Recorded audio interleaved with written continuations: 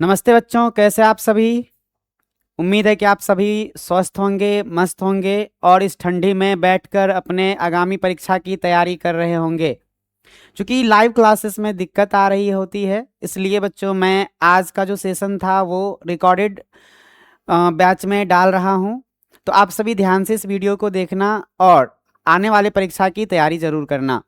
बच्चों आज मैं आपको पढ़ाने वाला हूँ जो साइंस में केमिस्ट्री है, उसका जो सेकेंड चैप्टर है एसिड एंड बेस, अम्ल एवं क्षार। इसमें जितने भी वीवीआई सब्जेक्टिव क्वेश्चंस हैं वो आज मैं आपको बताने वाला हूँ।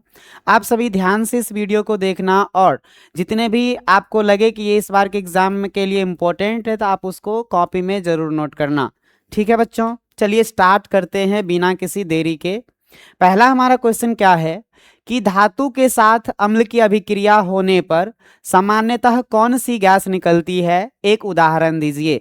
बच्चों आपको क्या याद रखना है कि जब भी कोई धातु किसी अम्ल के साथ अभिक्रिया करती है तो वहां से हाइड्रोजन गैस निकलती है। कौन सी गैस निकलती है? हाइड्रोजन गैस निकलती है, क्योंकि जब हम धातु को किसी एसिड के साथ, अम्ल के साथ अभिक्रिया करवाते हैं तो अम्ल में जो हाइड्रोजन प्रेजेंट रहता है, धातु उस हाइड्रोजन को रिप्लेस कर देता है और उसका स्थान ले लेता है। और हाइड्रोजन जब रिप्लेस होता है तो वो अलग गैस के रूप में निकल जाता है और धातु बाकी जो आपका बचा हुआ रहता है एलिमेंट, उसके साथ अभिक्रिया करके एक लवण का निर्माण करता है, साल्ट का निर्माण करता है। फॉर एग्जाम्पल अगर मैं बात करूं बच्चों, जैसे अगर हम किसी जिंक को सल्फ्यूरिक अम्ल के साथ अभिक्रिया करवाते हैं, जैसे मान लेते हैं जिंक का मैंने लिखा Zn और एक सल्फ्यूरिक अम्ल की अगर मैं बात करूं जिसको मैंने लिखा H2SO4। तो बच्चों Zn जब H2SO4 के साथ अभिक्रिया करेगा तो Zn क्या करता है, Zn बच्चों ये H2 को क्या करेगा, यहाँ से रिप्लेस कर देगा। और जब यहाँ से इसको रिप्लेस करेगा तो हमको हाइड्रोजन गैस अलग बनता हुआ दिखलाई देगा और ZnSO4 के साथ मिलकर ZnSO4 का क्या बनाएगा बच्चों, एक साल्ट बनाएगा। ये आपका जिंक सल्फेट होता है जो लवण कहलाता है। तो हमें क्या याद रखना है कि धातु के साथ अम्ल की अभिक्रिया होने पर सामान्यतः हाइड्रोजन गैस निकलती है। जब कोई धातु किसी तनु अम्ल डाइल्यूट एसिड के साथ अभिक्रिया करती है तो वह अम्ल से हाइड्रोजन को विस्थापित कर देती है, जिससे किसका निर्माण होता है, साल्ट का निर्माण होता है और साथ में हाइड्रोजन गैस का भी निर्माण होता है। बच्चों आपको याद रखना है धातु और अम्ल मिलके लवण और साथ में हाइड्रोजन गैस का निर्माण करता है। और ये एग्जाम्पल आप एक साथ में जरूर लिखना, क्योंकि आपको एक उदाहरण भी देने बोल रहा है। तो मैंने उदाहरण ले लिया क्या कि जिंक और सल्फ्यूरिक अम्ल को अभिक्रिया करवाने पर क्या बना, जिंक सल्फेट और साथ में हाइड्रोजन गैस। चलिए अब मैं आपको अगले प्रश्न पर लेकर चलता हूं। अगला प्रश्न हमारा क्या है, अगला प्रश्न क्या है बच्चों हमारा, क्या होता है जब CO2, यहां पर बच्चों याद रखना CO2 होगा, क्या होगा यहां पर CO2। क्या होता है जब CO2 गैस चूना जल में प्रवाहित किया जाता है? याद रखना है जब हम कार्बन डाइऑक्साइड गैस को चूना जल में प्रवाहित करवाते हैं तब याद रखना सबसे पहले चूना जल जो है ना बच्चों, उनका जो रंग है वो दूधिया हो जाता है, वो मिल्की हो जाता है। क्या हो जाता है? मिल्की हो जाता है। क्योंकि याद रखना ये जो कैल्शियम कार्बोनेट जिसको आप CaCO3 कहते हो, इसका निर्माण होता है। कब निर्माण होता है? जब हम चूना जल में, किस जल में बच्चों, चूना जल में कार्बन डाइऑक्साइड गैस प्रवाहित करवाते हैं तो क्या होता है, COH2। ये बच्चों आपका जो है क्या है, चूना जल है और इसमें आपने CO2 मिला दिया, इसमें आपने क्या मिला दिया, CO2। अब ये इसके साथ अभिक्रिया करके क्या बनाता है, कैल्शियम कार्बोनेट बनाता है, जो अवक्षेप के रूप में विलयन में नीचे बैठ जाता है और साथ में बच्चों आपका जल का निर्माण होता है। तो ये जो अवक्षेप है ना, इसी के कारण वो जो आपका जल है उसका रंग क्या हो जाता है, दूधिया हो जाता है। अब देखो कि ये तब होगा जब हम CO2 गैस को थोड़ा थोड़ा करके प्रवाहित करवाएंगे, लेकिन अगर CO2 गैस की अधिक मात्रा चूना जल में प्रवाहित की जाती है तब याद रखना तब क्या होता है, तो धीरे धीरे करके ये जो दुधियापन का कलर है ये गायब होने लगता है। धीरे धीरे करके दुधियापन का कलर क्या होने लगता है, गायब होने लगता है। क्योंकि ये जो बना हुआ कैल्शियम कार्बोनेट है ये घुलकर क्या बना देता है, कैल्शियम बाई कार्बोनेट बना देता है। ये CaCO3 और जब हम इसमें और ज़्यादा CO2 मिलाएंगे तो ये दोनों इस हाइड्रोजन के साथ अभिक्रिया करके कैल्शियम बाइकार्बोनेट बना लेता है। क्या बना लेता है बच्चों? Calcium bicarbonate. तो आपको क्या याद रखना है कि जब हम किसी चूना जल में थोड़ा मात्रा में कार्बन डाइऑक्साइड गैस को प्रवाहित करवाते हैं तो उसका रंग दुधिया हो जाता है, लेकिन अगर अधिक मात्रा में CO2 गैस को प्रवाहित की जाती है तो उसका जो दुधिया रंग है वो धीरे धीरे गायब होने लगती है। क्यों गायब होने लगती है? क्योंकि उसमें जो बना कैल्शियम कार्बोनेट है वो उस कार्बन डाइऑक्साइड गैस के साथ, जल के साथ अभिक्रिया करके कैल्शियम बाइकार्बोनेट का निर्माण करती है। चलिए अब मैं बच्चों आपको अगले प्रश्न पर लेकर चलता हूं। हमारा अगला प्रश्न क्या है? अगला प्रश्न है उदासीनीकरण अभिक्रिया क्या है, इसके 2 उदाहरण दे। बच्चों उदासीनीकरण अभिक्रिया को हम लोग न्यूट्रलाइजेशन रिएक्शन भी कहते हैं। उदासीनी अभिक्रिया क्या है? याद रखना, जब कोई अम्ल, क्या तो जब कोई अम्ल एसिड किसी क्षार के साथ रिएक्शन करता है, जब कोई अम्ल किसी क्षार के साथ रिएक्शन करता है तो याद रखना किसका निर्माण होता है बच्चों? साल्ट का निर्माण होता है, लवण का निर्माण होता है और साथ में H2O मतलब जल का भी निर्माण जरूर होता है। और ये जो अभिक्रिया है ना एसिड और बेस का, इसी अभिक्रिया को हम लोग उदासीनीकरण अभिक्रिया या अंग्रेजी में इसको न्यूट्रलाइजेशन रिएक्शन कहा जाता है। क्या बच्चे ये आपको याद रहेगा? चलिए इसमें क्या होता है, अम्ल की अम्लीयता और क्षार की जो क्षारीयता है एक दूसरे को निष्क्रिय कर देती है। क्या कर देती है बच्चों? निष्क्रिय, न्यूट्रल कर देती है। याद रहेगा। चलिए अब मैं आपको कुछ एग्जाम्पल्स दिखाता हूं। यहां पर अगर आप देखेंगे HCl एक अम्ल है, इसको आप हाइड्रोक्लोरिक अम्ल कह लो, हाइड्रोक्लोरिक एसिड कह लो। ये किसके साथ रिएक्शन कर रहा है? NaOH के साथ रिएक्शन कर रहा है। और बच्चों यहाँ जो NaOH है ना, ये क्या है? ये एक क्षार है। अब ये दोनों जब आपस में रिएक्शन करता है तो बच्चों ये Na और Cl एक साथ मिलकर NaCl बनाता है, जिसको आप साल्ट कह सकते हो या आप लवण कह लो। और बच्चों यहां से एक हाइड्रोजन और यहां से एक हाइड्रोजन दोनों मिलके H2 और साथ में एक ऑक्सीजन है, यहां मिलके क्या बना दिया? H2O, जिसको आप क्या कह सकते हो? जल कह सकते हो। तो यहां आपने क्या देखा कि एक एसिड है और दूसरा क्या है? क्षार है। और ये दोनों जब मिलता है तो NaCl एक लवण का निर्माण होता है और साथ में जल का भी निर्माण होता है। तो ये जो अभिक्रिया है ना, इसी को आप उदासीनीकरण अभिक्रिया कह सकते हो। अब मैं आपको अगला एक एग्जाम्पल लेकर समझाता हूं। आप यहां पर देख सकते हो बच्चों, दूसरा जो एग्जाम्पल है H2SO4 मैंने लिया है और एक और है कैल्शियम हाइड्रोक्साइड, जिसको आप CaOH का होल 2 कह सकते हो। बच्चों ये आपका क्षार होता है और ये आपका एसिड है, अम्ल है। अब जब ये दोनों आपस में रिएक्शन करता है तो बनता है कैल्शियम सल्फेट, जो आपका साल्ट कहलाता है। क्या कहलाता है? साल्ट। और साथ में बच्चों जल के भी 2 अणु का निर्माण होता है। तो यहां भी आपने क्या देखा कि एक अम्ल और एक क्षार आपस में अभिक्रिया करके लवण और जल का निर्माण कर रहा है, इसलिए इस अभिक्रिया को हम लोग क्या कह सकते हैं? उदासीनीकरण अभिक्रिया कह सकते हैं। शॉर्ट में आप क्या याद रख सकते हैं बच्चों?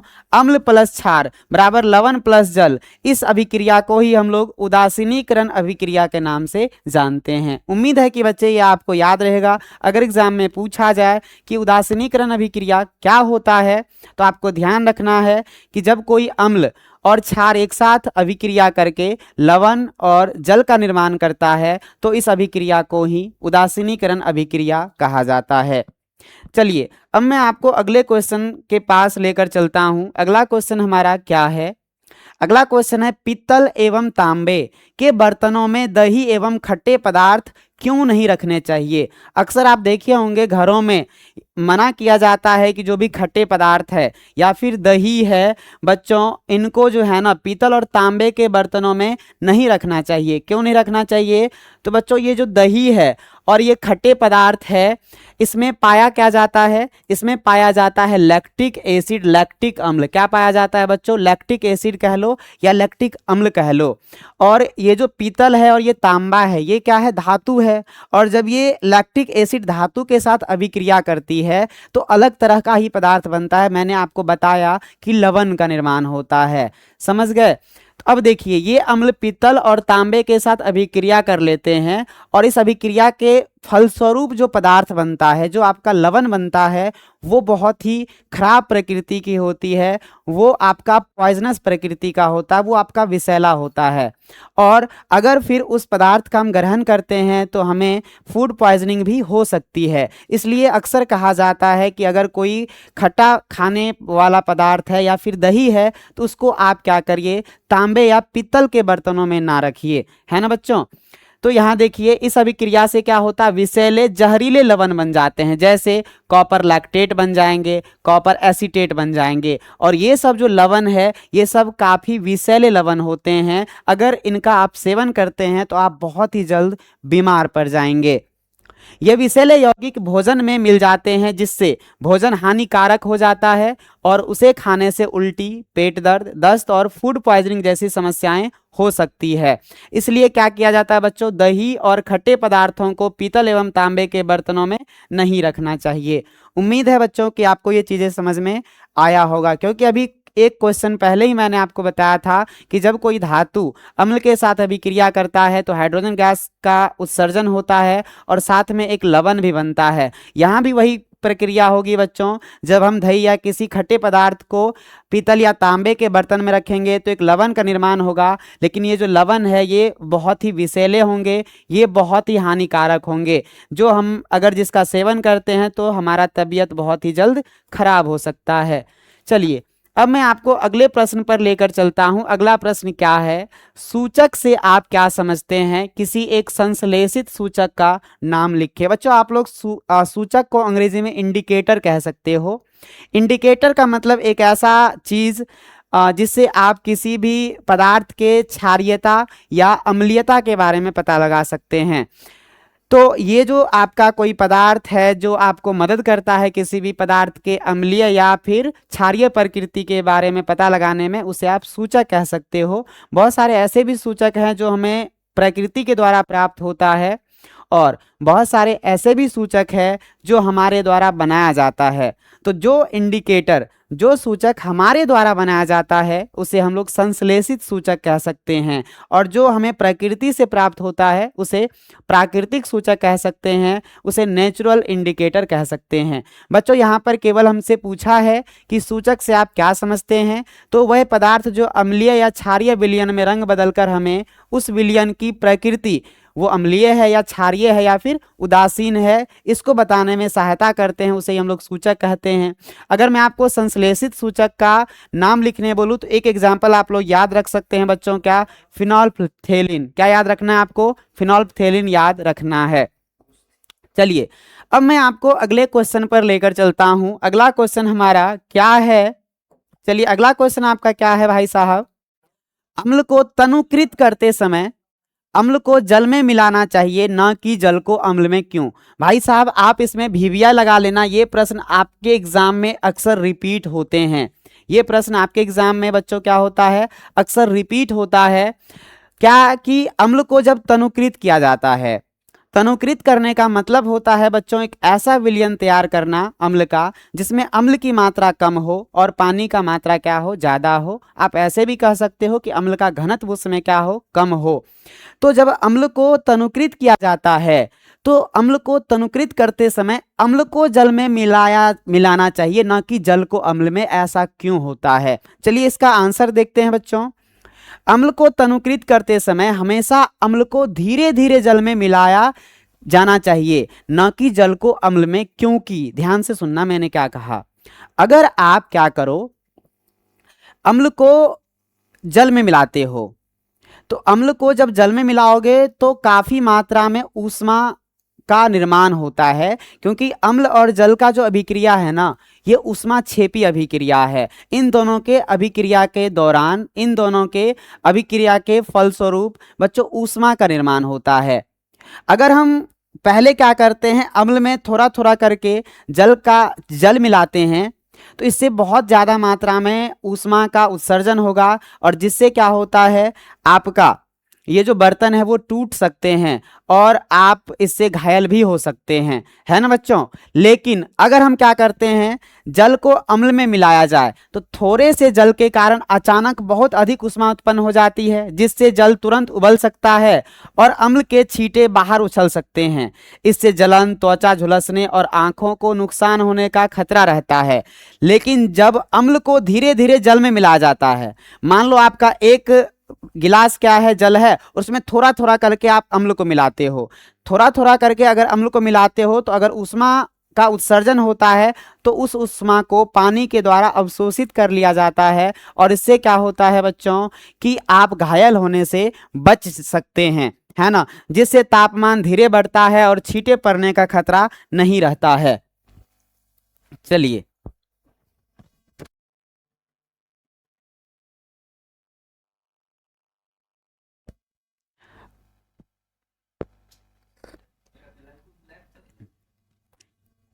अब मैं आपको अगले प्रश्न पर लेकर चलता हूं। अगला प्रश्न हमारा क्या है, तनुकरण किसे कहते हैं। अभी अभी हमने प्रश्न पढ़ा था तनुकृत करते हैं किसको बच्चों, अम्ल को। तो तनुकरण करने का मतलब क्या होता है, ये हमसे पूछा गया है। तो कोई सांद्र विलयन है, कोई सांद्र विलयन हो बच्चों, तो उसमें अगर हम जल मिलाएंगे, कोई मान लो आपका एसिड और वाटर का एक सॉल्यूशन है, अम्ल और पानी का एक घोल है, और उसमें अम्ल की मात्रा यदि अधिक हो तो उसमें धीरे धीरे करके यदि आप पानी मिला देते हो तो क्या होता है, उसमें पानी की मात्रा बढ़ जाएगी और अम्ल की मात्रा क्या हो जाएगी, घट जाएगी। तो ये जो प्रक्रिया है ना, इसी प्रक्रिया को आप क्या कह सकते हो, तनुकरण कह सकते हो, या इसी को अंग्रेजी में डाइल्यूशन भी कहा जाता है। तो किसी सांद्र विलयन में जल मिलाकर उसकी सांद्रता कम करने की प्रक्रिया ही डाइल्यूशन या तनुकरण कहलाता है ना बच्चों। अर्थात जब हम किसी गाढ़े विलयन को पतला करते हैं तो उसे ही क्या कहते हैं, तनुकरण कहते हैं। जैसे आप लोग ना शरबत पिए होंगे, अगर आपके यहाँ मेहमान आता है तो आप क्या करते हैं, एकदम शरबत बना कर देते हैं। तो शरबत में गलती से अगर समझो चीनी ज्यादा पड़ जाए तो आप उसको पतला करने के लिए, कम मीठा करने के लिए और ज्यादा पानी मिलाओगे। तो वो जो प्रक्रिया है ना, आप उसमें पानी मिलाकर उसके मीठापन को कम कर रहे हो, यही प्रक्रिया कहलाती है तनुकरण, या आप इसी को डाइल्यूशन कह सकते हैं। चलिए अब मैं बच्चों आपको अगले प्रश्न पर लेकर चलता हूं। अगला प्रश्न हमारा क्या है, H+ आयन की सांद्रता का विलयन की प्रकृति पर क्या प्रभाव पड़ता है।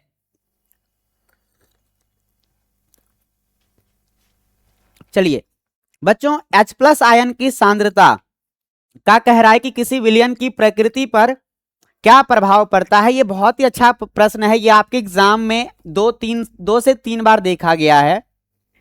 सबसे पहली बात बच्चों, कोई भी विलयन अम्लीय है या कोई भी विलयन क्षारीय है, ये इस बात से पता लगाया जा सकता है कि उस विलयन में H+ आयन या फिर OH- आयन की सांद्रता क्या है। अगर किसी विलयन में H+ आयन की सांद्रता अधिक है तो आपको याद रखना है कि वो अम्लीय प्रकृति का होगा, और यदि किसी विलयन में H+ आयन की सांद्रता कम है लेकिन OH- आयन की सांद्रता अधिक है तब वो क्षारीय प्रकृति का होगा। लेकिन यदि किसी विलयन में H+ आयन और OH- की सांद्रता या तो बराबर है या तो है ही नहीं, तब वो बच्चों उदासीन प्रकृति का होगा। किस तरह के प्रकृति का होगा, उदासीन प्रकृति का होगा। यहां देखो आपका कितना अच्छा से लिखा गया है कि यदि H+ आयन की सांद्रता अधिक होती है तब वो कैसा होगा बच्चों, विलयन अम्लीय होगा। अगर उसकी सांद्रता कम होती है तो विलयन आपका क्षारीय होगा, और अगर वो समान रहेगा, मतलब H+ और OH- आयन एक समान रहेंगे, तो बच्चों याद रखना है आपको, वो जो आपका विलयन है वो उदासीन होते हैं, न्यूट्रल होते हैं। यानी H+ आयनों की मात्रा जितनी अधिक होगी विलयन उतना ही अधिक अम्लीय होगा, और जितनी कम होगी विलयन उतना ही अधिक क्षारीय होगा। इस बात को भी आपको ध्यान रखना है। अब मैं आपको अगले क्वेश्चन पर लेकर चलता हूं। अगला क्वेश्चन हमारा क्या है, अम्ल का जलीय विलयन क्यों विद्युत का चालन करता है। अच्छा, ये प्रश्न पूछा गया है कि अम्ल का जो जलीय विलयन है ये विद्युत का चालन क्यों करता है। जल्दी से आप प्रश्न को देखिए बच्चों, आपको क्या ध्यान रखना है, जब कोई अम्ल जल में घुलता है तो वह आयनित हो जाता है और H+ आयन तथा ऋणात्मक आयन जैसे Cl- CO4 2- आदि में टूट जाता है। बच्चों यहां आप एक समीकरण देखो, मान लेते हैं ये जल है, जल में हमने किसको मिलाया है, HCl को मिलाया है। जब हम जल में अम्ल को मिलाते हैं, मान लो HCl को मिलाए तो ये ब्रेक होगा H+ और Cl- आयन में, और ये जब आयन में टूट जाते हैं, और अगर शुद्ध जल की बात करें तो उसमें कोई भी आयन मौजूद नहीं होता है, लेकिन जब जैसे ही उसमें अम्ल मिलाते हैं तो ये अम्ल आयन्स में ब्रेक हो जाते हैं, आयन में टूट जाते हैं, और अब जब हम इससे इलेक्ट्रिसिटी का फ्लो करवाते हैं तो उस इलेक्ट्रिसिटी को फ्लो करने में जो मदद करता है वो यही आयन करते हैं। इसलिए बच्चों क्या कहता है कि अम्ल में जब जल को मिलाया जाता है तो ये विद्युत का चालन करता है, क्योंकि इसमें आयन्स बन जाते हैं। ये मुक्त आयन विलयन में स्वतंत्र रूप से गतिशील होते हैं और विद्युत धारा के प्रवाह के लिए माध्यम बनते हैं। चलिए, उम्मीद है कि ये चीजें आपको आसानी से समझ में आया होगा। अगला क्वेश्चन आपका क्या है, आश्रित जल विद्युत का चालक क्यों नहीं होता है जबकि वर्षा जल होता है। बच्चों, आश्रित जल को आप शुद्ध जल भी कह सकते हो, डिस्टिल्ड वाटर भी कह सकते हो। आश्रित जल में जो है ना, इसका पीएच मान लगभग 7 के बराबर होता है। अगर इसका पीएच मान लगभग 7 के बराबर है तो इसका अर्थ है कि इसमें कोई भी आयन मौजूद नहीं है, ना ही H+ आयन मौजूद है, ना ही OH- आयन मौजूद है, और ना ही अन्य कोई आयन्स मौजूद है। अगर इनमें कोई भी आयन मौजूद नहीं है तो इससे होकर विद्युत धारा का प्रवाह नहीं हो सकता है। लेकिन बच्चों, अगर मैं वर्षा जल की बात करूं तो इसमें बहुत सारे वायु के जो कण होते हैं ये इसमें मौजूद होते हैं आयन के रूप में, और चूंकि ये कण इसमें आयन के रूप में मौजूद होते हैं जिससे विद्युत धारा का प्रवाह इससे आसानी से हो जाता है। इसका चलिए आंसर देखते हैं कि आश्रित जल विद्युत का चालक नहीं होता जबकि वर्षा जल होता है, क्योंकि आश्रित जल जो है ना लगभग शुद्ध जल होता है। इसमें आयन जैसे H+, OH- या अन्य लवणों के आयन नहीं के बराबर होते हैं। किसमें नहीं होता है बच्चों, आश्रित जल में।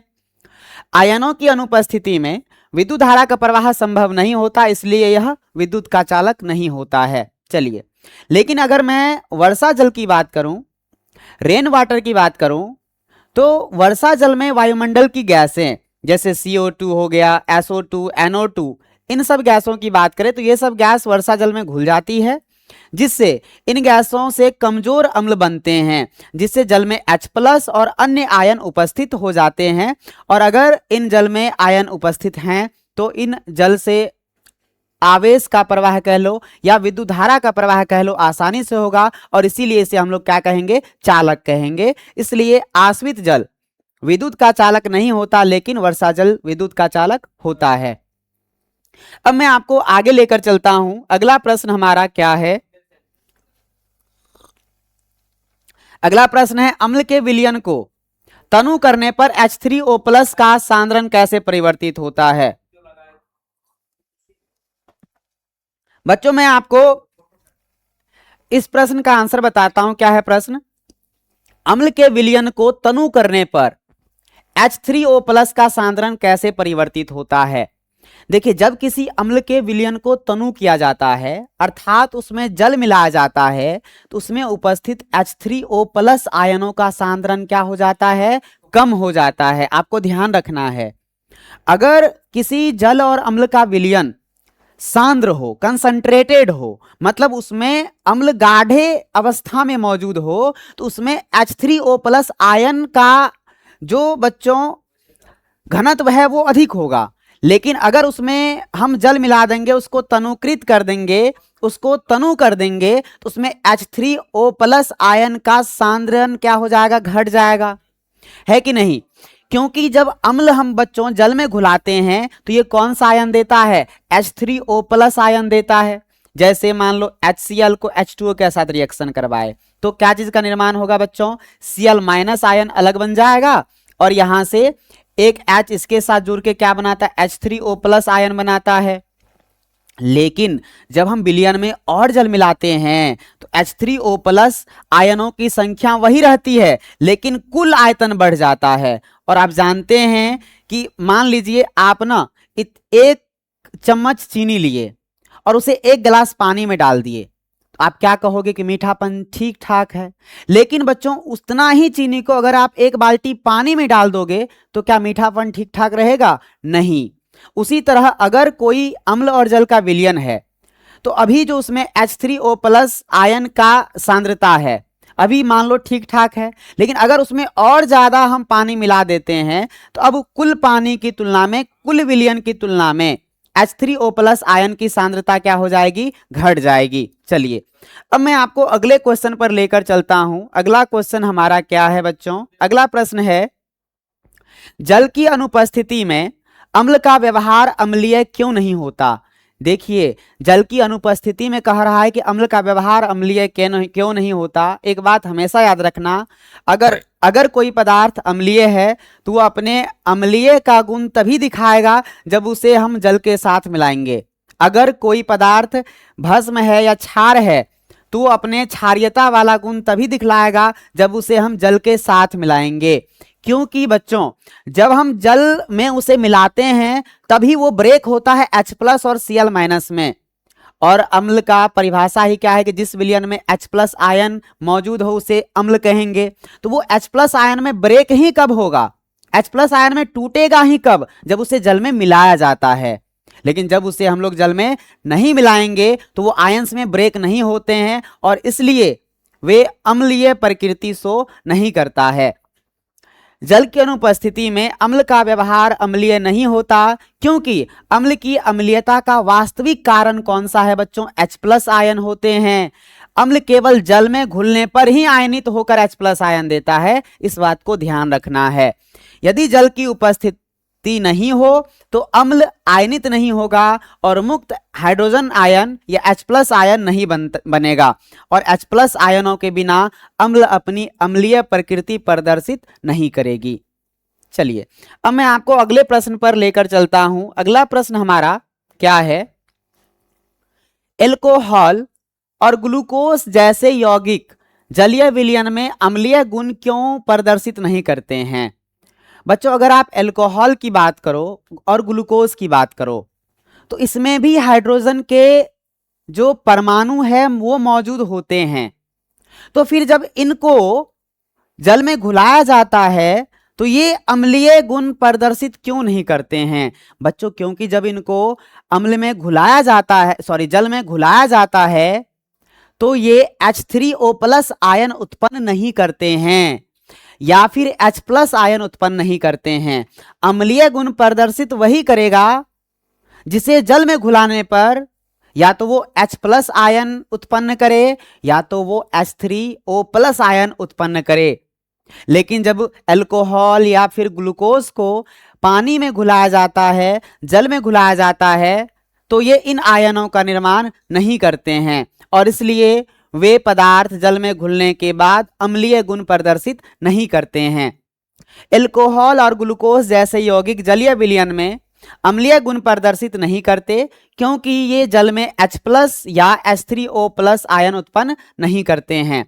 क्या कारण है इसका, अम्लीय गुण तभी दिखलाई देता है जब कोई पदार्थ जल में घुलकर H3O प्लस आयन देता है। लेकिन एल्कोहल जिसका फॉर्मूला क्या होता है बच्चों C2H5OH और ग्लूकोज जिसका फॉर्मूला होता है C6H12O6, ये दोनों सह संयोजक कोवैलेंट यौगिक होते हैं। कोवैलेंट यौगिक होने का मतलब है बच्चों कि इनका जो बॉन्ड है वो काफी ज्यादा मजबूत होता है और जब ये जल में घुलता है तो ये आयनित नहीं होता, इसका बॉन्ड नहीं टूटता है और जब बॉन्ड नहीं टूटेगा तो H प्लस आयन आपका अलग नहीं होगा, है ना। इससे क्या होगा, H प्लस आयन या फिर H3O प्लस आयन का निर्माण नहीं होगा और अगर इसका निर्माण नहीं होगा तो ये अम्लीय प्रकृति शो नहीं करेंगे। चलिए अब मैं आपको अगले प्रश्न पर लेकर चलता हूं। अगला प्रश्न हमारा क्या है, धोने के सोडा और बेकिंग सोडा के एक एक प्रमुख उपयोग लिखे। भाई साहब ये तो आप एग्जाम में आसानी से लिख कर आ जाओगे, नाम ही है धोने के सोडा। तो धोने के सोडा का उपयोग तो सबसे पहले याद रखना हम लोग कपड़ा धोने के लिए करते हैं, है ना। और बेकिंग सोडा का उपयोग हम लोग केक सब बनाने के लिए करते हैं। जो ब्रेड होता है ना, इन सब को बनाने में इसको किया जाता है। जो भी ऐसा पदार्थ जिसे आप खाते हो और जो एकदम फुला फुला रहता है, स्पंजी टाइप का, जितने भी खाद्य पदार्थ बनाए जाते हैं उसमें आपका बेकिंग सोडा का प्रयोग जरूर किया जाता है। चलिए अब मैं आपको अगले प्रश्न पर लेकर चलता हूं। अगला प्रश्न आपका क्या है, किस क्षारीय लवण में धात्विक आयन नहीं होते हैं। आपसे प्रश्न पूछ रहा है कि किस क्षारीय लवण में धात्विक आयन नहीं होते हैं, तो आपको याद रखना है बच्चों अमोनियम सल्फेट। अमोनियम सल्फेट कौन सा बच्चों? अमोनियम सल्फेट जो होता है, अमोनियम साल्ट जितने भी होते हैं, एक इसका अमोनियम क्लोराइड ले लो, अमोनियम सल्फेट ले लो, ये सब जो आपका ये क्या कहते हैं क्षारीय लवण है ना, इसमें आपको क्या प्रेजेंट नहीं होते हैं, इसमें आपको जो है धात्विक आयन प्रेजेंट नहीं होते हैं। अगर मैं बात करूं किसका, NH4Cl की, NH4Br की, तो इन सब में देख लो ये तो आपका साल्ट है, लेकिन इसमें बच्चों ये देख लो आपका जो लवण है ये धातु है क्या? नहीं, ये कोई धातु नहीं है, बल्कि ये जो है ना अमोनिया होता है। ये क्या होता है बच्चों? आप लोग अमोनिया का सूत्र पढ़े हैं NH3। ये कोई अकेला धातु नहीं है, बल्कि दो गैसों का एक मिश्रण है, नाइट्रोजन का और किसका भाई साहब? हाइड्रोजन का। चलिए, उम्मीद है कि ये आपको याद रहेंगे। अगले प्रश्न पर यदि मैं आपको लेकर चलूं तो अगला प्रश्न हमारा क्या है? अगला प्रश्न है बच्चों CaOCl का जो यौगिक नाम है, अच्छा ये जो यौगिक है इसका प्रचलित नाम क्या है? इसका आपको प्रचलित नाम पूछा है जो मार्केट में फेमस है। तो बच्चों ये जो CaOCl2 है इसी को ब्लीचिंग पाउडर कहा जाता है। क्या कहा जाता है बच्चों? ब्लीचिंग पाउडर कहा जाता है, ये याद रखेंगे। ब्लीचिंग पाउडर का क्या होता है? CaOCl2। चलिए, उम्मीद है कि आपको चीजें याद रहेगा। अगला एक प्रश्न और है आपके सामने, धोने के सोडे का आणविक सूत्र लिखें। बच्चों याद रखिएगा, धोने का जो सोडा होता है उसका आणविक सूत्र क्या होता है? Na2CO3 10H2O। याद रखना है Na2CO3 और 10H2O इसका आणविक सूत्र मोलिकुलर फॉर्मूला होता है। प्लास्टर ऑफ पेरिस के अगर मोलिकुलर फॉर्मूला की बात करूं तो प्लास्टर ऑफ पेरिस का क्या होता है? Calcium sulphate. लेकिन याद रखना इसमें जो जल के अणु होते हैं वो आधे अणु ही होते हैं, मतलब CaSO4 हाफ H2O। आप इसको ऐसे भी लिख सकते हैं बच्चों, क्या? CaSO4 डॉट 0.5 H2O, और इसको क्या लिख सकते हैं बच्चों? 0.5 H2O। ऐसे भी आपको ऑप्शंस में दिख जाते हैं, तो आप ये भी ध्यान रखेंगे यहां 0.5 भी हो सकता है या फिर 1/2 भी हो सकता है। चलिए, अब मैं आपको अगले प्रश्न पर लेकर चलता हूं। अगला प्रश्न हमारा क्या है? ओके भाई साहब, ये बहुत ही ज्यादा इंपॉर्टेंट क्वेश्चन है जो आपको लॉन्ग टाइप प्रश्न में देखने को जरूर मिल जाएगा। क्या कह रहा है? ब्लीचिंग पाउडर बनाने की विधि एवं उपयोगिता लिखे। इसमें आपको लिखना है कि ब्लीचिंग पाउडर कैसे बनाया जाता है और साथ में ब्लीचिंग पाउडर का उपयोग क्या क्या है, ये भी आपको एग्जाम में लिख कर आना है। तो सबसे पहले याद रखिएगा बच्चों, ब्लीचिंग पाउडर बनाने के लिए हम लोग क्या करते हैं? सूखे बुझा हुआ चूना जो है ना, जिसे CaOH का Hol2 कहते हो, इस पर से क्लोरीन गैस प्रवाहित करते हैं। कौन सी गैस प्रवाहित करते हैं? क्लोरीन गैस प्रवाहित करते हैं। और जब इस पे क्लोरीन गैस प्रवाहित की जाती है तब बच्चों हमको बनता है CaOCl2। और यहाँ जो आपको CaOCl2 दिख रहा है यही आपका क्या है? यही आपका ब्लीचिंग पाउडर है। यही आपका क्या है भाई साहब? ब्लीचिंग पाउडर है। और साथ में याद रखेंगे जल का भी निर्माण होता है। साथ में और क्या चीज का निर्माण होता है? जल का भी निर्माण होता है। अब देखिए इसका उपयोग देखते हैं हम लोग। इसका उपयोग किया जाता है किसमें बच्चों? कपड़ों की सफेदी करने में, याद रखेंगे पीने के पानी को शुद्ध करने में। अक्सर देखे होंगे कि कहीं पर अगर पानी में बहुत ज्यादा आयरन है ना, तो उस आयरन को दूर करने के लिए, आयरन को हटाने के लिए ब्लीचिंग पाउडर डाल दिया जाता है। एकदम कहीं कहीं पर तो जो नीचे जो गड्ढा किया जाता है, बोरिंग किया जाता है पानी निकालने के लिए, कई आदमी उस बोरिंग में ही ब्लीचिंग पाउडर डाल देता है ताकि उससे जो निकलने वाले पानी हो वो प्योर फॉर्म में निकले। बच्चों कीटाणुनाशक के रूप में भी इसका उपयोग किया जाता है। कागज व सूती वस्त्र उद्योग में भी ब्लीचिंग पाउडर का उपयोग किया जाता है। दूसरा बच्चों इसका ये एक ऑक्सीडाइजिंग एजेंट भी है, मतलब अगर कहीं पर ऑक्सीकरण करवाना हो, कहीं पर ऑक्सीडेशन का प्रोसेस करवाना हो, तब भी हम लोग ब्लीचिंग पाउडर का उपयोग करते हैं। चलिए, उम्मीद है कि आपको ये ब्लीचिंग पाउडर बनाने की विधि और इसका उपयोग समझ में आया होगा। अब मैं आपको अगले प्रश्न की तरफ लेकर चलता हूं। अगला प्रश्न आपका क्या है? प्लास्टर ऑफ पेरिस के निर्माण की विधि एवं उपयोग लिखें। जैसे से पहले वाले प्रश्न में आपको क्या पूछा था? ब्लीचिंग पाउडर के निर्माण की विधि और उसका उपयोग लिखें। और ये भी आपको इसमें आपको प्लास्टर ऑफ पेरिस के बारे में पूछा है। तो बच्चों ये जितने भी प्रश्न है ना, ये आपको 5 नंबर में पूछा जाता है, तो आप लोग इन प्रश्नों को तैयार जरूर कर लेंगे। कह रहा है प्लास्टर ऑफ पेरिस के निर्माण की विधि एवं उपयोग लिखें। तो बच्चों ये जो CaSO4 2H2O होता है ना, इसको जिप्सम कहा जाता है, याद रखेंगे। अगर CaSO4 के साथ जल का 2 अणु है, याद रखेंगे, जब जल का कितना अणु हो, एक साथ 2 अणु हो, तब इसको जिप्सम कहा जाता है। क्या कहा जाता है? जिप्सम कहा जाता है। और जब जिप्सम को लगभग गर्म करना होता है, कितना डिग्री सेल्सियस तापमान पर बच्चों?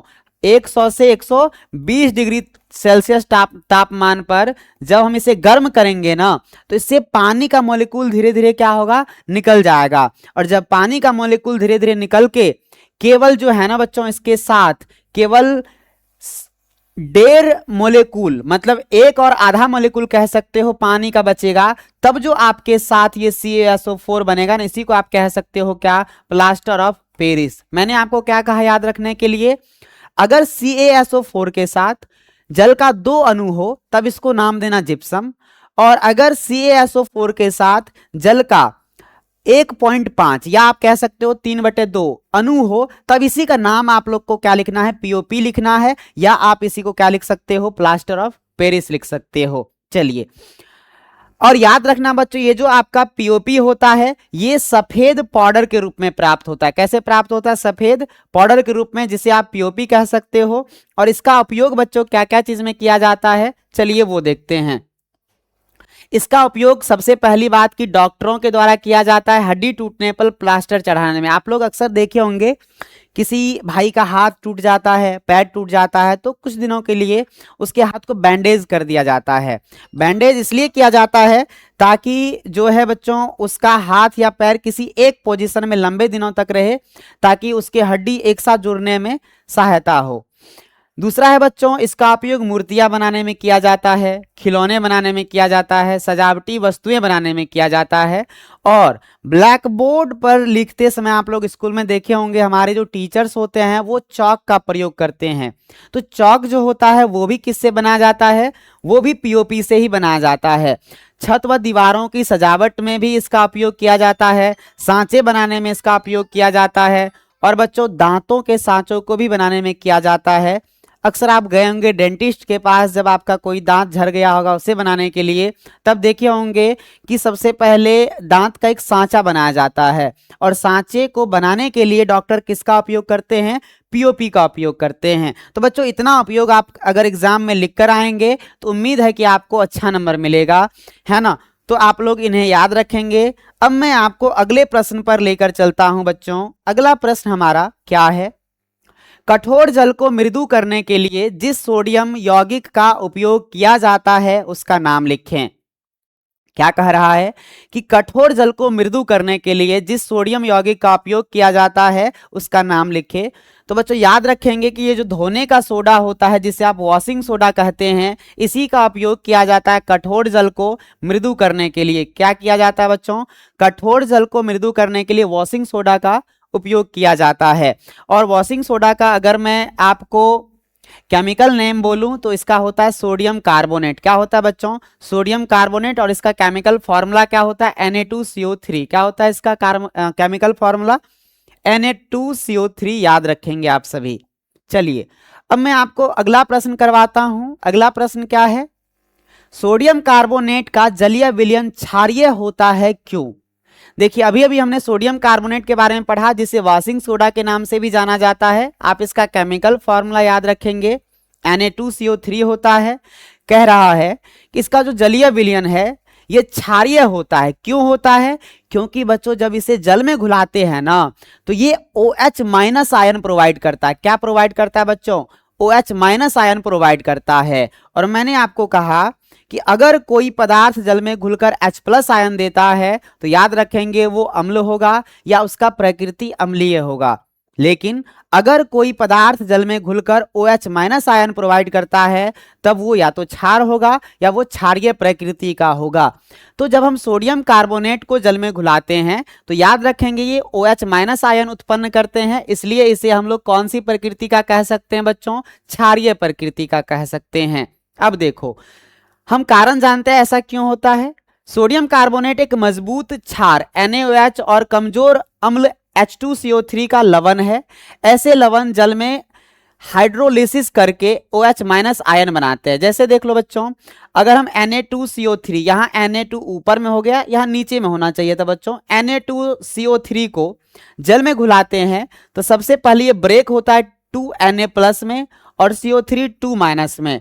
अब देखो ये जो CO3 2 माइनस है ये जल के साथ अभिक्रिया करता है और बच्चों बनाता है HCO3 माइनस और साथ में निर्माण होता है OH माइनस आयन की, जो किसके लिए जिम्मेवार है बच्चों, जो जिम्मेवार है क्षारीय प्रकृति के लिए। किसके लिए जिम्मेवार है? क्षारीय प्रकृति के लिए। ध्यान से समझना क्या क्या प्रोसेस होता है। सबसे पहले जब हम Na2CO3 को, मतलब बच्चों सोडियम कार्बोनेट को जल में घुलाते हैं तो निर्माण होता है 2Na प्लस और CO3 2 माइनस का। अब ये जो CO3 2 माइनस है ये जल के साथ अभिक्रिया करके HCO3 माइनस और साथ में बच्चों OH माइनस आयन बनाता है। और ये जो OH माइनस आयन है ना, इसी के कारण वो जो विलयन है उसका प्रकृति कैसा हो जाता है? क्षारीय हो जाता है। चलिए, उम्मीद है कि ये प्रश्न आपको समझ में आसानी से आया होगा। अब मैं आपको अगले प्रश्न पर लेकर चलता हूं। अगला प्रश्न हमारा क्या है बच्चों? अगला प्रश्न है प्लास्टर ऑफ पेरिस की जल के साथ अभिक्रिया के लिए समीकरण लिखिए। प्लास्टर ऑफ पेरिस की जल के साथ अभिक्रिया के लिए समीकरण लिखिए। साथ में कह रहा है संरक्षण हेतु क्या कदम आवश्यक है। अच्छा, मतलब प्लास्टर ऑफ पेरिस को अगर हमें लंबे समय तक रखना हो, सुरक्षित रखना हो, स्टोर करके रखना हो तो क्या क्या कदम हमें उठाने चाहिए, कैसे इसको रखने चाहिए। सबसे पहले हम लोग जानते हैं कि जब प्लास्टर ऑफ पेरिस POP जल के साथ अभिक्रिया करता है तो अभिक्रिया का समीकरण क्या है बच्चों? यहां देखिए, मैंने कहा 2CaSO4 0.5 H2O को जब हम जल के साथ अभिक्रिया करवाते हैं, किसके साथ बच्चों? जल के साथ अभिक्रिया करवाते हैं तो याद रखेंगे निर्माण होता है किसका? 2CaSO4 और 2H2O का। मैंने आपको कहा कि जब CaSO4 के साथ जल के दो अणु हो तो इसी को कहा जाता है बच्चों क्या? इसी को कहा जाता है जिप्सम। इसी को क्या कहा जाता है? जिप्सम कहा जाता है। याद रखेंगे।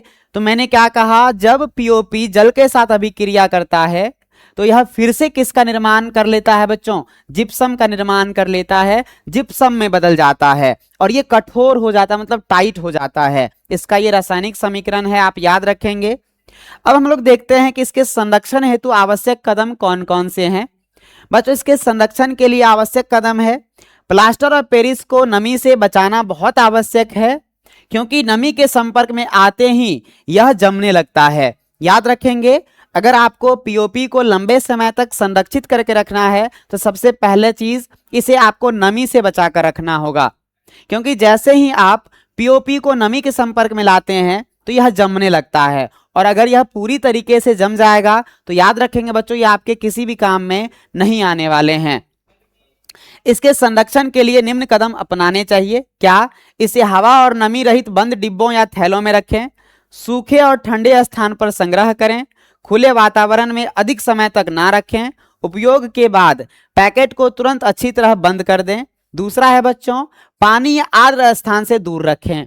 तो उम्मीद है बच्चों ये सारे के सारे क्वेश्चंस आपको समझ में आया होगा। बच्चों आपके लिए एक लाइन है कि कदम छोटे ही सही पर रुकने नहीं चाहिए, क्योंकि चलने वालों के ही सपने पूरे होते हैं। आप अगर कोई मंजिल तय किए हैं तो आप अपने मंजिल की तरफ धीरे धीरे कदमों के साथ बढ़ते रहिए, क्योंकि यदि आप रुक जाते हैं तो आप मर जाते हैं और बच्चों जो मर जाते हैं वो कभी भी अपने मंजिल पर पहुंच नहीं पाते हैं। इसलिए छोटे छोटे कदम ही सही आप अपने मंजिल की तरफ जरूर बढ़ाइए, आपको सफलता एक दिन जरूर मिलेगी। बच्चों इसी के साथ आज के क्लास से हम आपका